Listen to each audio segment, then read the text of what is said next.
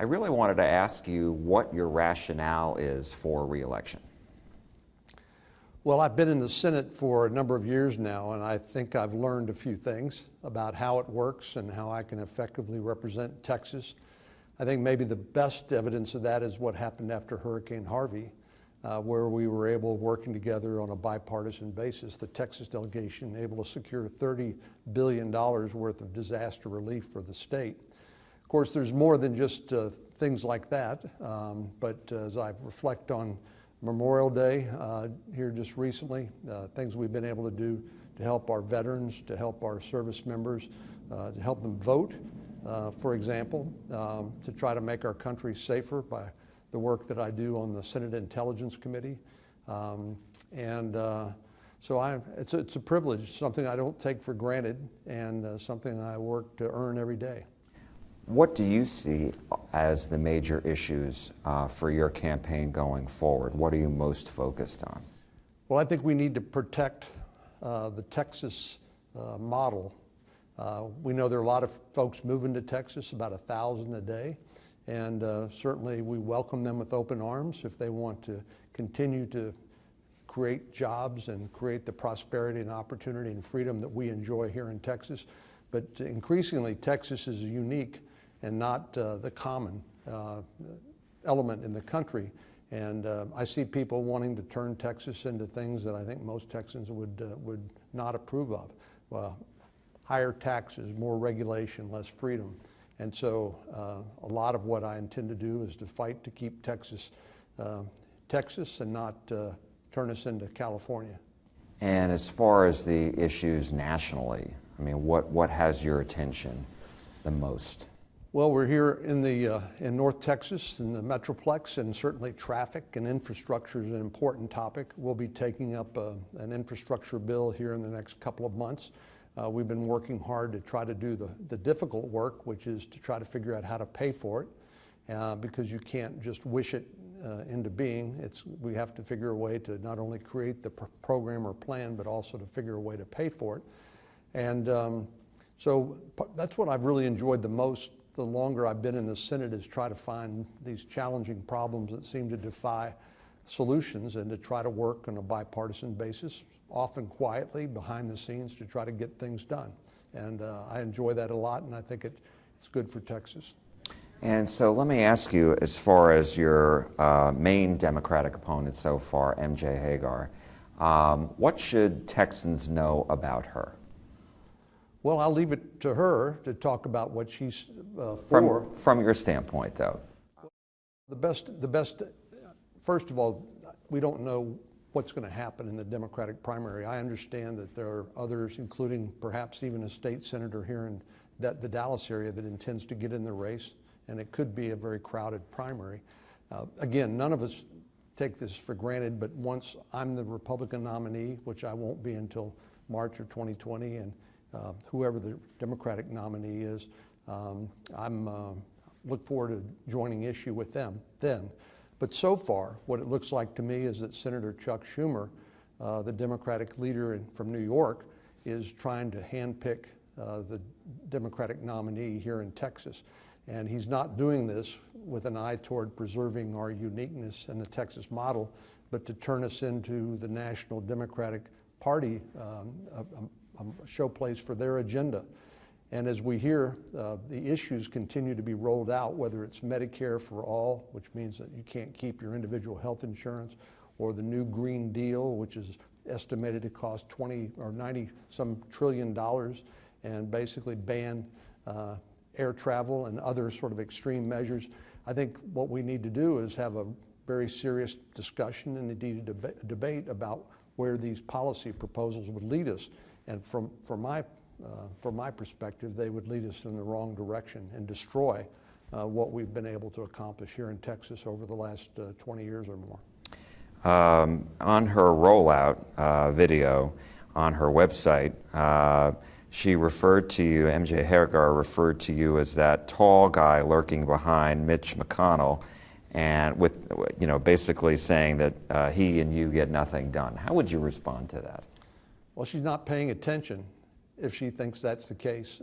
We just passed a $19.1 billion disaster bill that frees up an additional $4 billion of that $30 billion I mentioned earlier for Texas. So I understand the partisan political rhetoric, but she hasn't been paying attention if that's her opinion. Wanted to ask you about trade policy. We talked a little bit about the economy. And just today, the Federal Reserve Bank here in Dallas talked about the Texas Manufacturing Survey. It's still going well, but slowed a little bit. And there is a lot of concern and uncertainty out there about the trade deal with China and some of these other trade deals. And so I'm wondering, where are you on this? A lot of people say, you know, they need to go after China because of what that country has done. But at the same time, you know, businesses are wondering, do they invest? Yeah. Well, I know the uncertainty is not a good thing, but unfortunately, some uncertainty is important for us to get China to open up their markets and to treat us the same way we treat them when they try to invest here in the United States. I think that's going to be a longer, tougher fight.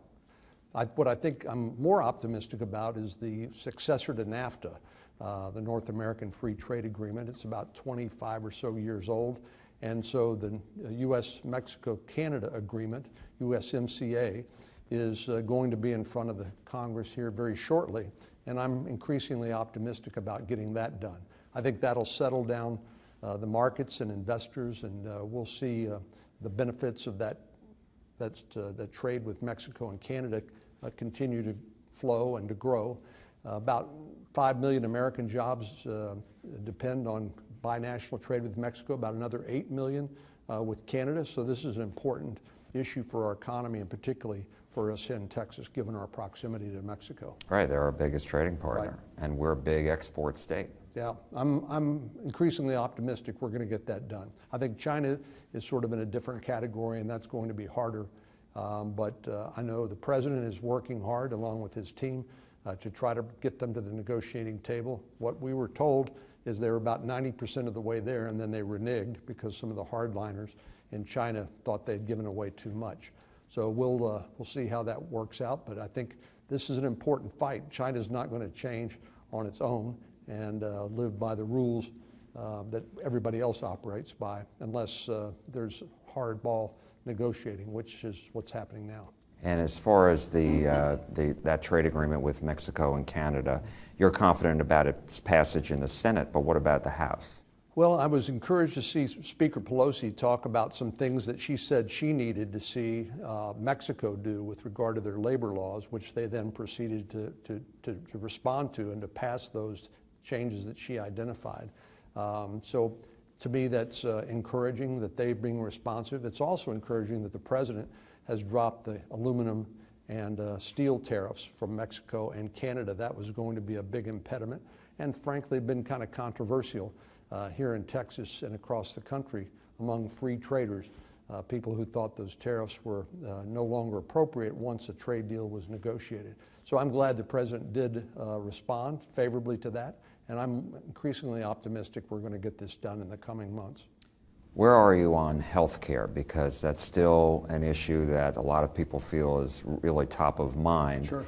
And my question is, are Republicans in the Senate and the House, are you coming up with an alternative to Obamacare? Because MJ Hegar and other Democrats say that you oppose pre-existing conditions and protections for them.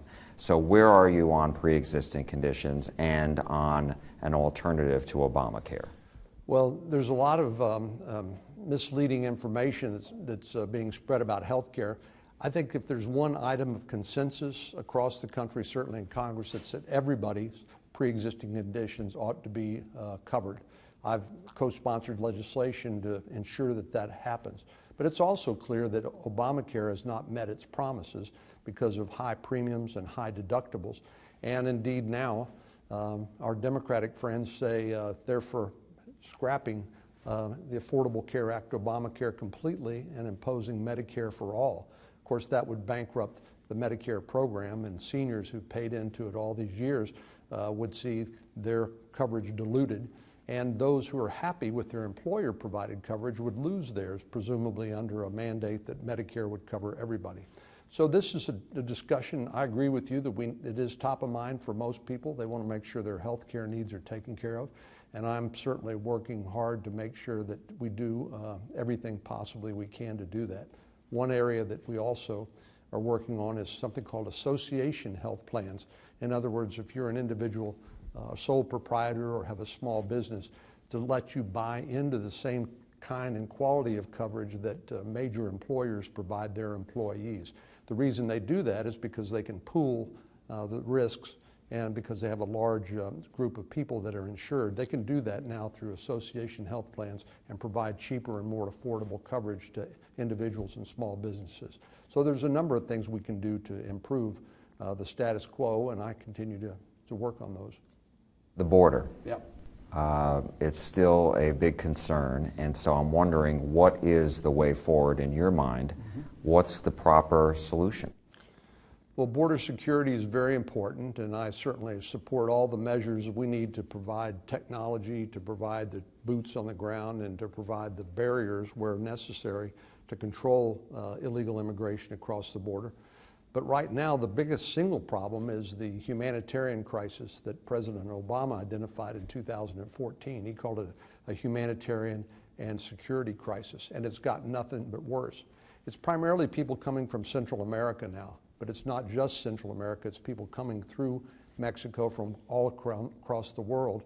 You go talk to the Border Patrol down in McAllen, as I have, and they'll tell you that last year alone they detained people from 140 different countries coming through the porous border into the United States. But I'm working with Henry Cuellar, a Democrat from Laredo, Texas, on a bill we call the Humane Act to reform our asylum system, because that's what's broken now. The cartels, the human smugglers, have figured a way to exploit these vulnerabilities in current law to send a message that if you come as the folks at the naturalization ceremony I just attended recently did the right way, we welcome you with open arms. But if you're going to try to violate our laws and disrespect our sovereignty, then we're going to protect our country and provide secure borders. But we also need to fix those areas of the asylum system that are being exploited, and I've got a bipartisan, bicameral bill with Congressman Cuellar to do that. We're working on getting that passed. Do you get a sense that some people say it doesn't look like anything is going to get done until 2020? Do you have any sense whatsoever that there can be some agreement on some form of an immigration bill, whether it's piecemeal or a grandiose bill? Well, I've been working on immigration issues since I got to the Senate, and it always seems we get close to the finish line and then it falls apart. But I'm certainly not going to give up.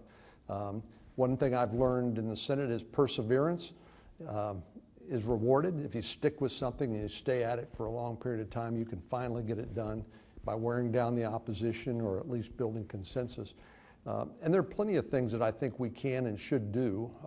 We shouldn't fall prey to this idea that, well, we're so polarized, we simply need to go to our respective corners and fight in the next election.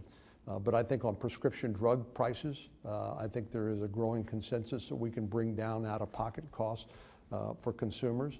I mentioned the issue of traffic. Obviously here in North Texas and in a growing state like ours, the need for traffic and infrastructure there is really important for the economy, for air quality, for public safety. And those are things that are not going to be fought primarily on the front pages of the newspaper or in the evening news, but they are things that we are working on a daily basis to try to get done. I wanted to ask you about some of the Democrats we're hearing in the House. You know, they are requesting impeachment, or they really are pushing that forward. What's your response to that? And that's not going to go anywhere in the Senate, I would imagine. No. Well, there's still people who can't get over the fact that Donald Trump won the 2016 election. And then they put all their eggs in the Mueller special investigation, and that ended up with the conclusion of no collusion, and Attorney General Barr concluded no obstruction. And so they're very disappointed because this is the narrative that they had been writing for the last couple of years. And so now we have these politicized investigations trying to go after the president's tax returns for no legitimate legislative oversight purpose. It's merely harassment and an attempt to try to damage him in the lead up to the election. So this is going to be an important election, but we used to have this period of time between elections we called governing.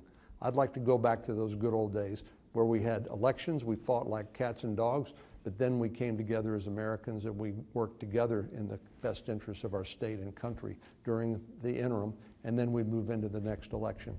But this whole idea of impeachment, Ms. Pelosi understands that if that were to happen, there'd be a huge backlash, and it actually probably would end up helping the president get reelected. She understands that, but she's got a tough management job to take care of the new members of her increasingly radical conference. My last question is just regarding the Attorney General Barr's investigation into what led up to the Russia investigation. And so I'm wondering, where are you on that? Well, I'm a member of the Senate Judiciary Committee and the Senate Intelligence Committee, so we've been very much on top of the Russian disinformation effort to undermine public confidence in our elections, and that's an important piece of work, and I think we've made good progress there. But if you think about it, both of our presidential candidates, Hillary Clinton and Donald Trump, were under active FBI investigations in the run-up to the election. And I think it's important for the American people to understand how the power of the FBI and the Department of Justice was abused. And I think Bill Barr, the Attorney General, is the right man for the job. He's a guy who certainly doesn't need the job. He's been there, he was there 27 years ago and volunteered to come back to help do the work necessary to restore public confidence in the FBI and Department of Justice. As a former judge and a former state AG, I have very strong belief that these are institutions that should be above politics, but unfortunately they were not. And I think that power was abused during the investigation of a presidential candidate and then a president after he was finally sworn in. So I would welcome the investigation, the results of the Inspector General report that's going to come out here in a couple of weeks, as well as the other investigations now that the Attorney General's handed off to different Attorney Generals, Associate Attorney Generals around the country. Senator Cornyn, thank you so much. Thank really you. appreciate your time. Thank you. Thank you.